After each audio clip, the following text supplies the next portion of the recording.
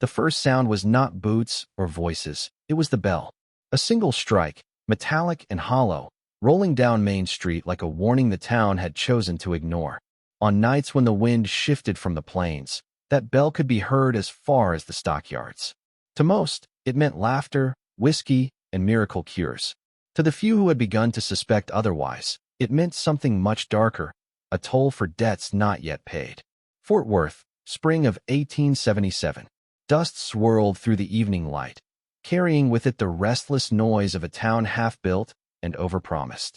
Men argued cattle prices outside the bank. Women herded children past half-painted storefronts, and gamblers leaned out of windows where oil lamps bled a yellow haze into the street. This was a town clawing at respectability, desperate to believe that railroads and doctors and progress were not just words on paper. And then there was him. Dr. Cornelius Weatherby stepped down from the carriage with the posture of a man who did not ask permission to exist. Tall, narrow-shouldered, face pale from years indoors, he looked less like a frontier doctor than a scholar misfiled by fate. His eyes, though a faded, stormy blue, carried something the townsfolk recognized. Not kindness, not trust. Authority. The kind of gaze that convinced soldiers to lie still on battlefield tables, even when they knew they wouldn't walk away whole. He brought no family, only trunks. Inside them, according to the gossip of stable boys who strained for a glance, were glass instruments that shimmered like captured lightning and notebooks filled edge to edge in an obsessive hand. The trunks were heavy enough to make two men curse carrying them. He did not rent a clinic. He bought a saloon. That was his first scandal. The building stood across from the bank, 2 stories of weathered timber with a wide front porch that collected gamblers like moths. By week's end, a new sign hung above the doors, a copper bell so polished it caught the sun and blinded passers-by. The copper bell, the script beneath it read, and below in smaller letters, "Where spirits heal." The mayor laughed when he first heard the name, but Weatherby's logic was simple. Men already came to saloons for relief. Why not give them real relief? Alcohol was medicine when guided by knowledge. Medicine was more easily swallowed when wrapped in ritual. If a man could numb his pain and cure it in the same glass, was that not progress? The townsfolk were skeptical until the demonstrations began. On a Saturday evening, with the mayor and half the council in attendance, Weatherby placed a bowl on the polished bar and poured in a fine powder that shimmered pale green under lamplight. He added a clear liquid, stirred once, and the mixture hissed faintly, releasing a scent not of liquor but of crushed herbs and distant rain. He poured a glass, offered it to Samuel Hutchins, a rancher bent with rheumatism, and told him to drink. The crowd laughed at first, until Samuel stood. He did not groan. He did not clutch his knees. He stood tall, eyes wide, as if he had been granted back 10 years of his life. He walked a circle. He even kicked his boots together like a boy showing off for the schoolyard. The crowd went silent, then roared. The bell above the door rang once, struck by the wind. By the following week, the copper bell was more church than saloon. Men with coughs lined up beside widows with grief. They came for the promise that their suffering could be undone, their aches rewound. Inside, brass lamps shone against crimson rugs, and Weatherby worked with the measured calm of a conductor guiding an orchestra. He called his mixtures restoratives, neural balms, pulmonary tonics. The names sounded elegant, almost holy. At the edge of the room, Dr. Marcus Gilland, the town's only physician until now, watched in silence. A practical man with worn cuffs and no patience for theatrics, Gilland recognized the hunger in the room, the way men leaned forward as though witnessing resurrection. But he also recognized the trembling in Weatherby's fingers, the almost feverish intensity with which he recorded each patient's response in his ledger. The town wanted to believe. Gilland wanted to understand. And Weatherby wanted something else entirely. Outside, thunder rolled faintly across the prairie, though no storm had yet appeared. The bell struck again. This time, it did not sound like celebration. By midsummer, the copper bell was no longer a curiosity, it was a necessity. The mornings in Fort Worth had changed. Once, men gathered at the stockyards first, arguing over cattle weights before stepping into the saloons. Now, they stopped by Weatherby's doors even before breakfast, the bell overhead glinting in the sunrise. Women, too, shawls pulled tight, eyes down, came in pairs or alone, murmuring about appointments. Children began repeating the phrase, Dr. Weatherb's drink, in their games as if it were a charm. Inside, the air was always warm, humming with a strange expectancy. Weatherb moved through the room like a conductor, his sleeves rolled, his hands precise. He dispensed his tonics in polished glasses, watching closely as each patient drank. He recorded everything: the speed of a man's swallow, the way his pupils widened, the flush in his skin. Then he would nod, half to himself, half to the ledger. The town's faith in him became unshakable after Martha Caldwell. Martha was a seamstress, thin as twine, who had been plagued by sleeplessness for years. She arrived one evening looking hollowed, her hands shaking. Weatherb gave her a pale amber liquid, and within minutes, she slumped into a chair, not unconscious, not drugged, but resting, her breathing even, her body loose. For the first time in anyone's memory, Martha slept. The crowd whispered her name for weeks afterward. When she returned days later, radiant, humming as she stitched, people said the copper bell had brought her back to life. From then on, Weatherb could do no wrong. Even Mayor Crawford began appearing in the evenings, sipping discreetly from a glass that Weatherb set aside only for him. The mayor's wife, plagued with nervous spells, declared herself cured. Businessmen claimed their minds were sharper. Ranchers swore their joints had loosened. Weatherb did not boast. He only smiled faintly, as if their faith was expected. But beneath the triumph lay cracks no one wanted to acknowledge. Samuel Hutchkins, the rancher who had danced after his first drink, now came back daily. At first it was for his knees, then his back, then simply because, as he told anyone who asked, life just felt clearer. His laugh became brittle, his hands jittered when he went too long without a dose. More than once, he was seen outside the Copper Bell at dawn, waiting, eyes hollow, as if the sun itself would not rise until Weatherb opened his doors. Gilland, meanwhile, kept his distance. The old doctor walked the edges of the saloon like a ghost, watching his patients flock to another man. His own practice dwindled, and yet it wasn't envy that troubled him. It was the patterns. He began keeping a secret ledger of his own. Beside each name, he wrote symptoms: tremors, headaches, paranoia, sudden violent impulses. At night, he studied medical texts by lamplight, muttering to himself that it didn't add up. He tried approaching patients gently, asking how often they visited Weatherb, how much they drank. Most grew defensive. Some became angry. The more he pressed, the more he felt the town slipping into a collective silence. And still, the bell rang every evening. On one of those evenings, Gilland confronted Weatherb directly. He found him alone in the consultation room behind the bar, shelves lined with glass bottles that caught the lamplight like tiny suns.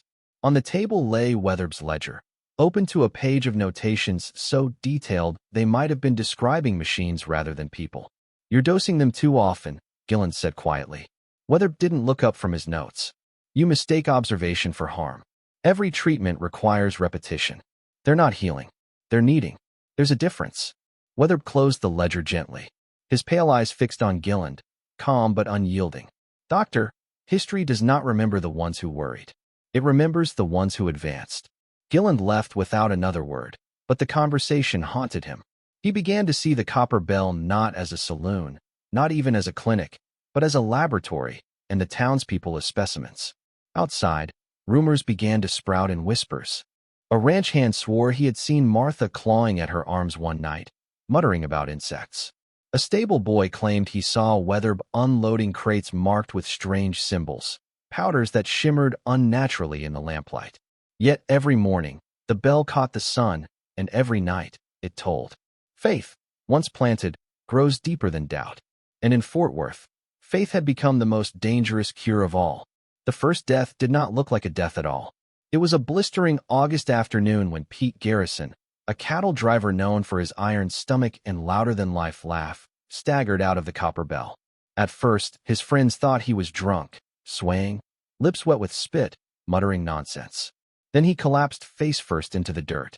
By the time they rolled him over, foam streaked his mouth, his body jerking in spasms so violent his boots kicked divots into the dust. His eyes rolled back until only the whites showed. The crowd froze, horrified. Someone shouted for Gilland. By the time the old doctor arrived, Pete's jaw had locked tight, his face blue with suffocation. Gillen tried to pry his mouth open, but the spasms came harder, faster. Then suddenly, silence. Pete's body stiffened once, then lay still. Weatherb appeared moments later, calm as ever, ledger in hand. He knelt beside the corpse, checked the pulse, and declared, "Congenital heart defect." The man was destined.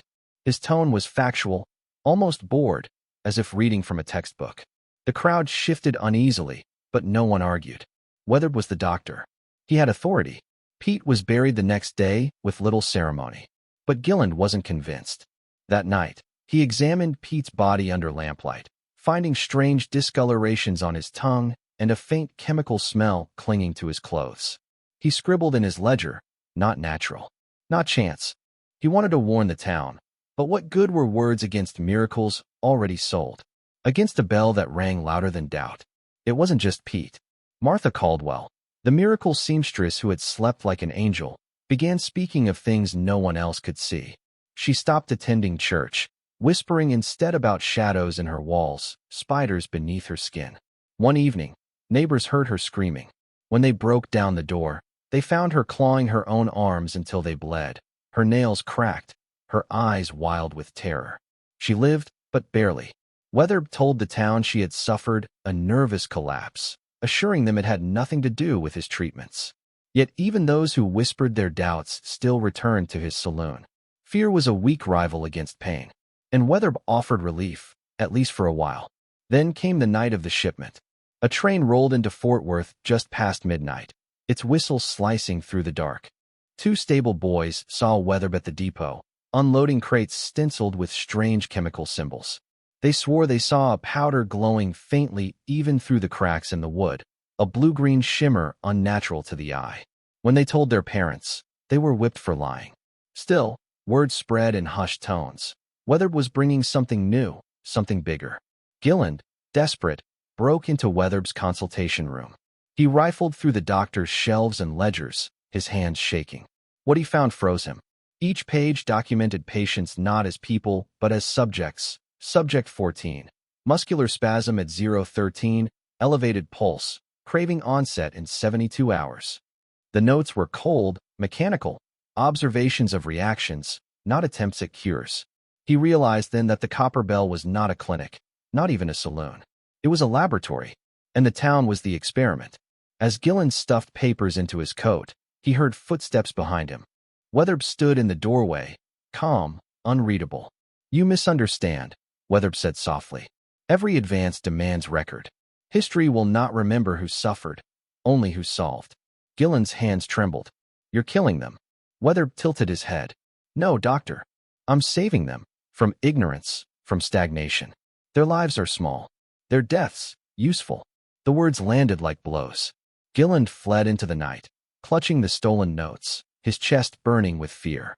He wanted to rally the town, to expose Weatherb, but when he tried, no one listened. The mayor dismissed him as bitter, townsfolk whispered he was jealous, and even his few patients turned away. It was Margaret Henley, quiet, deliberate, unyielding, who believed him. Her brother James had been one of Weatherb's miracles, a man who now shook uncontrollably and spoke in broken fragments. Margaret had watched him deteriorate, and she wanted answers. Gillen showed her the papers, the notations that reduced her brother to subject 27. She did not scream. She did not weep. She only said, "Then we burn him out." For the first time, Gillen saw hope. But across town, Weatherb prepared something else. In his locked room, the blue-green powder hissed faintly in its glass, releasing a sweet, metallic scent that seemed to crawl along the floorboards. His pen scratched across the page, steady and relentless. Next phase. Mass application. The bell struck midnight, and Fort Worth's fate tilted quietly toward catastrophe. The town was restless, as if it could sense something circling in the dust just beyond sight. Conversations hushed when the Copper Bell was mentioned, and yet each evening, the saloon filled as surely as the river rose after rain. Curiosity had swollen into hunger. Margaret Henley walked the boardwalk with Gillen at her side, her hand clutching the satchel of stolen papers. Inside were the notes that had gutted her. Patient names reduced to numbers, her brother James listed as subject 27. Progressive tremor, loss of reason, eventual collapse. Every time she read the line, her throat burned. They won't listen to me, Gillen muttered, voice frayed with exhaustion. They think I'm jealous, broken. But you? He looked at her with something like desperation. You're his sister. If you speak, they'll believe. Margaret's jaw set. Then I'll speak, even if it ruins me. The following Sunday, she stood outside the church, waiting as families spilled into the square. She held the papers high, voice clear and cutting through the morning air. Dr. Wetherb is not curing you. He is studying you. Look. She opened the ledger, reading aloud. Subject 14, seizures within minutes. Subject 19, paranoia, visions of insects. He writes of you like livestock. Faces turned. Whispers hissed like wind in tall grass. For a moment, it seemed she might break the spell. But then Mayor Crawford stepped forward, his wife on his arm, both glowing with the vitality Wetherb's tonics had given them. Mrs. Henley, the mayor said, voice smooth, grief twists a mind. Your brother's condition is tragic, yes, but you would tarnish a man who has healed dozens. He gestured to the crowd. Ask yourselves, do you not sleep better, breathe easier, live fuller lives because of him? Murmurs of agreement rose. Margaret's words fell heavy into silence, her papers ignored, her brother's suffering dismissed. Gilland caught her arm before she could shout again, steering her away as stone-faced neighbors turned their backs. They don't want truth, Gilland whispered bitterly. They want hope, even if it poisons them.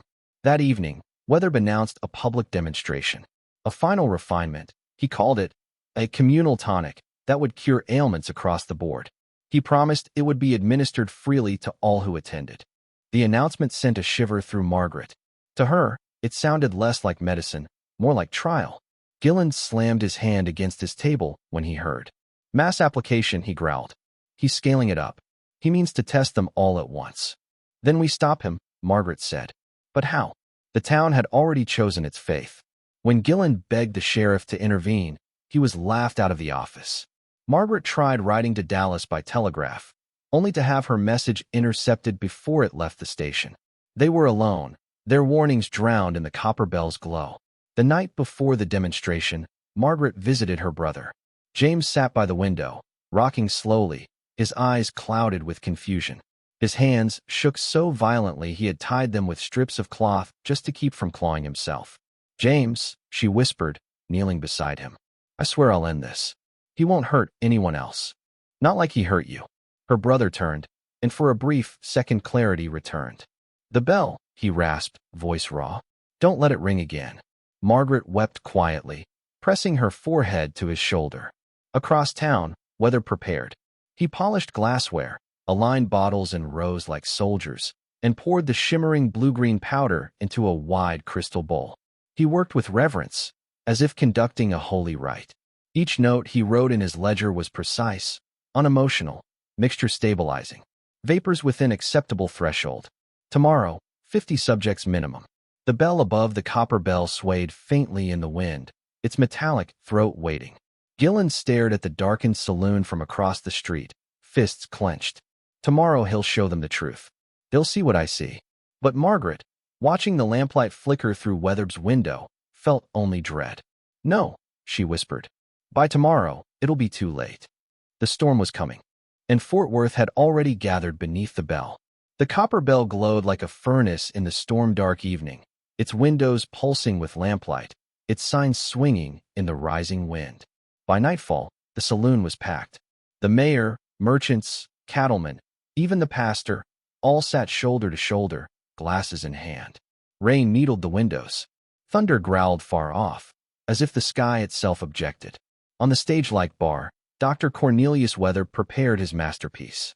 He stood tall, coat crisp, hair slicked back, as calm as a priest before communion. Before him sat a wide glass bowl filled with liquid that shifted colors as it caught the light. First emerald, then sapphire, then something unnatural, a green so sharp it made the eye ache. A vapor curled upward, sweet and metallic, worming into the lungs of everyone present. Tonight, Wetherb announced, his voice smooth but carrying a quiver beneath it, we transcend. He raised a ladle, poured the shimmering liquid into waiting glasses, and one by one, set them before the crowd. Margaret Henley stood near the door, her satchel of stolen notes clutched tight. She wanted to scream, to dash the bowl to the ground, but the room's weight held her silent.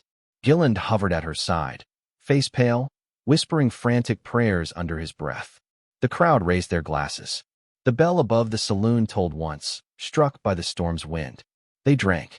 For a moment, silence. Then laughter broke out, booming, joyous. A rancher slapped his knees, grinning like a boy. The mayor's wife declared she felt 20 years lighter.